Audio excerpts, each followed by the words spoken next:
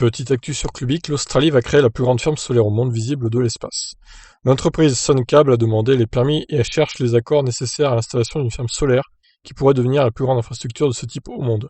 Le projet a pour objectif d'alimenter Singapour en électricité, mais il faut d'abord obtenir l'accord des autorités pour implanter ce parc de 12 000 hectares, avec l'espoir qu'il soit fonctionnel en 2027. C'est un terrain servant initialement à l'élevage de bétail, une fameuse cattle station australienne qui pourrait devenir dans les prochaines années la plus grande ferme solaire au monde. L'entreprise de SunCable voudrait y installer une ferme de 10 gigawatts sur un espace total de 12 000 hectares. 10 gigawatts, waouh, impressionnant. Si le lieu a déjà été choisi et que le travail de SunCable a reçu un statut de projet majeur permettant de faciliter sa création, il doit désormais obtenir les permis de s'installer dans la région. Plus précisément, il lui faut l'autorisation de s'implanter sur ces terres en ayant la certitude de ne pas causer de problème environnemental. Si le projet doit voir le jour, ce sera à cet endroit précis nommé Newcastle Waters.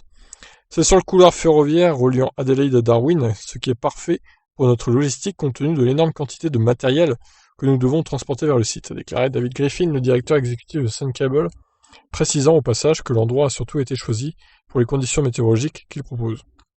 Il a fallu trouver le meilleur équilibre, et c'est assez loin au sud pour se sortir de la zone principale affectée par la saison humide du coup, donc ce sera une ressource solaire régulière au fil de l'année.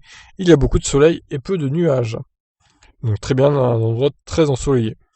Une telle structure sera visible de l'espace si elle est construite, et SunCable espère qu'elle générera 1500 emplois directs et plus de 10 000 indirectement pendant la phase de construction. L'électricité produite sur le site sera envoyée à Darwin par des lignes aériennes et la destination de cette énergie sera Singapour.